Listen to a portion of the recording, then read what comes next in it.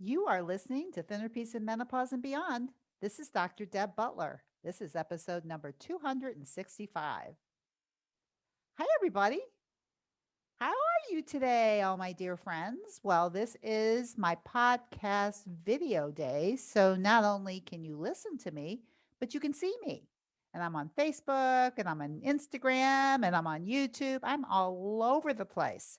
So now, when I say hi, everybody, how are you? You can actually see where I am. You can see my beautiful flowers that my husband sent me. It's so good to see you. So, this is what I'm thinking about for our episode today. I'm doing a group program right now, my Thinner Peace group program. And it was such a powerful group today that I really wanted to go over with you what happened. And I have a feeling that it's going to really help you a lot too, because you know what? We all got stuff. And in the group program, one of the things that I'm talking about is we're talking about how to process emotions. And I've talked to you a lot about that. That sometimes you just got to feel your feelings and all about the idea of allowing those feelings to be there. So, I want to give you the scenario of what happened today with one of my beloved clients and what it was like for the whole group and what it was like for her. So here's the deal. I asked her to come on because she actually sent me an email. So when you're doing a group program for me, you can be involved with me personally by email if you have any questions. So anyway, she wrote me a letter just to let me know that if it was possible that she could be coached today, that she really thinks that she needed it. And of course, when you're in a group program with me, that's what you get. So anyway, her letter basically was that, she had been really losing weight for a while and she just felt like she's been eating between the twos and she hasn't had a lot of urges and she's just been doing so great. And then she talked about that yesterday she just couldn't get enough food into her and she really wanted to look at it. And so that's what I want to talk to you about today about what happens when you've been doing all the right stuff and you've been feeling really strong and really powerful, and then something happens. So that's what this is all about because something happened. And the something that happened is what I ended up coaching her on. And I want to explain it to you too. And for all the group participants that were on there, I know it was powerful for them too. Because sometimes this is the thing. Sometimes you just have to feel the feelings. There is nothing else that you can do, no matter what else you want to do. So, with her, what happened is that she gave me some of the circumstances of what had been going on. And one is that she's a breast cancer survivor. She had breast cancer a couple years ago. And lately, she's been having some symptoms in her epigastric area. So she's going in for testing in a week or so. Her doctor thinks that it's a gallbladder problem, but she's going in for testing. She also related to the fact that she's turning 70. And she also talked about the whole idea of that she has all of these thoughts and feelings about turning 70 and this whole thing about this testing that's coming up and what the heck happened yesterday that she started eating. She just doesn't know what happened. So, this is what happened. I said to her, "Well, how are you feeling right now?" And she said to me, because we always talk in the group about how we're feeling. And just like I talked to you on the podcast, we talk about how we're feeling from a negative 10, which is the strongest negative emotion, to a plus 10, which is the strongest positive emotion. So she said that she was feeling like a plus two. And I was kind of curious about that just because she had eaten a lot yesterday and she hadn't stayed on her eating plan. And one of the things that she told me too is that she used to like to drink wine a lot. And one of the things that we talk about in our program is the whole idea of getting to the point of where you can take it or leave it. And so she was talking about like when it comes to wine, she can take it or leave it. She hadn't drinking it in a while. She didn't have any urges. She was really happy about that. But she couldn't understand why she was hungry all day long, that there was nothing that could fill her up. So she was eating a lot more often. She was eating quote unquote fuel food, but could not get enough. And all she really wanted was crackers, Like, can you relate to that? Like just wanting to eat all day long and knowing you're not hungry? So the first thing that we talked about is what's going on. This whole idea that she's getting a test done, this whole idea of what she's making it mean that she's turning 70 and that having these physical symptoms. And then on top of it, she did all this eating because then she started talking about maybe she's just going to go backwards. So she had all this stuff going on. So I said, well, how are you feeling about going and getting this test? And then she said that she had had breast cancer a year ago. She added that. I said, how are you feeling about that? So she looks at me because we're seeing each other on video and you're watching me. And she said to me, you know what? I'm really worried. I don't really want to be worried. And I know it'll probably be okay and it's nothing. I said, but how worried are you? And as soon as I asked her how worried she was, you could see the tears starting to well up in her. And so I took her through the process of what it's like to process an emotion because she was worried like at a -6. And my guess is that she was even downplaying that emotion, that I think it was stronger. So all we did is I just asked her to go to where she felt the feeling. And it was in her heart, and it was constricted, and it was tight. And then she felt it go into her throat, and she could barely talk. And then she talked about how she could feel it going into her neck and into her shoulders. And so we just started talking about, because then she wanted to leave and she says, but, I know nobody's really interested in that. And, it's not that big of a deal. Her mind was saying, don't go there, don't go there. It's not a big deal. But you could see in her face and you can see in her body that she was there and she didn't want to stay. But I just stayed with her and kept asking her questions about where she was feeling it. And I kept bringing her back to what she was actually feeling without her mind trying to say, you shouldn't feel this. You shouldn't do it in front of everybody. What's everybody thinking? And you should feel more positive. And that's what we did. And as we started talking about it, because see, when you're in a place like that, when you're that worried, when the emotion is that strong, you can't do anything with the thinking, right? Because I was going to do a model with her and see what the model looked like, why she ate. But the thing is the feeling was so overwhelming. Once I brought her and asked her where she was, the feeling was right there. It was there with her. She was trying to leave it. Is that what you do sometimes? Have you ever noticed when you don't want to feel a feeling, when you think that that feeling is either going to overcome you or overwhelm you, or you're going to do something terrible if you feel it? That's where she was. That's what happens sometimes, is that your brain says, you can't handle this. But this is the truth. Really, what she couldn't handle was that she was overeating and didn't know why.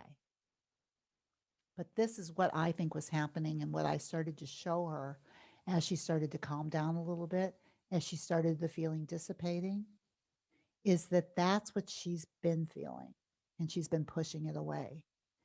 And yesterday, her physical hunger wasn't strong, but her emotional hunger was off the charts and she was just confusing it with physical hunger. That's what we do. When our emotions are really strong, it seems like if we just fill up with food, we'll feel better.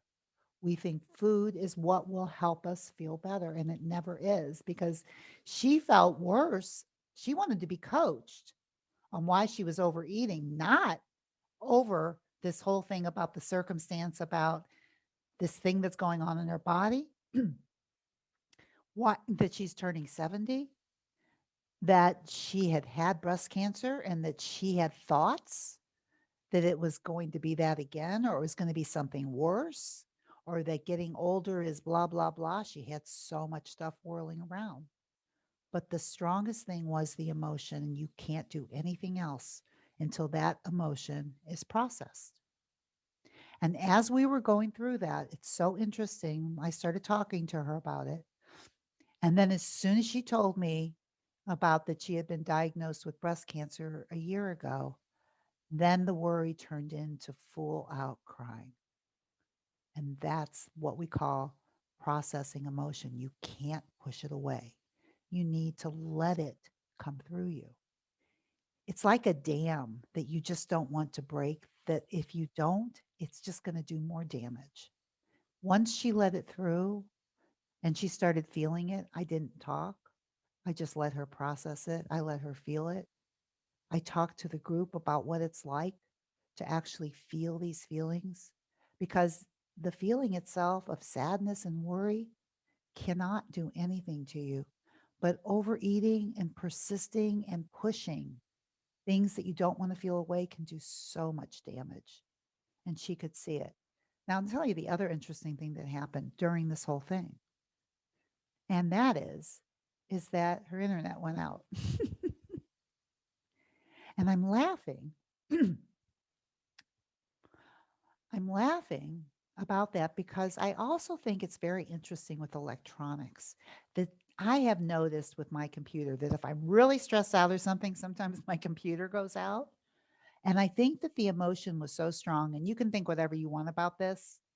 But for me, I really felt like she needed to process that emotion and that I wasn't the one in charge anymore. And her internet went out. And I know that when that internet went out, she got to have a good cry. I know that. And that's exactly what she needed. And I think from there, she'll be able to see everything in a different light. She'll understand why she ate. It was just emotional hunger. It was strong emotional hunger, strong worry. Sometimes there's no place else to go but to sit with yourself with that worry. And then once you can see what you're thinking, like there's a lot of things that we can work with about the thoughts that are creating the worry for her, that are taking her out of the present moment. But the present moment at that time was the feeling. That's all that was going on. That's what needed to be processed.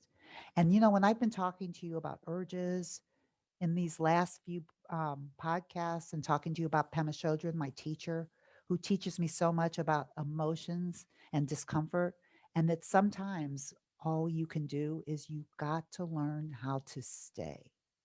And that's what she did with me today. She stayed. She wanted to leave, but she stayed. And everybody in the group got to stay with her and watch it. It was powerful. I want this to be powerful for you too, for you to see that sometimes the only thing you need is somebody to hold your hand and hold space for you to feel what you're feeling, if it's crying, whatever it is, and to know that you're going to be okay. Because this is one thing we know: things change, emotions change, thoughts change, everything changes. In the moment of how bad she was feeling and how worried, my guess is it's gone right now for the moment, and she's feeling something totally different.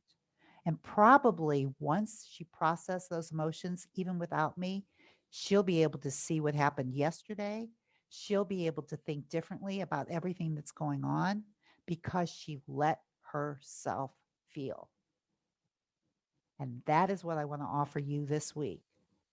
No matter what, give yourself the opportunity and the space to feel what you're feeling. If you notice that you have a day where you're wanting to eat a lot when you know that you're not hungry, that is called emotional hunger. Darling, sweetheart, what's going on? What do you need? That's what you got to ask yourself.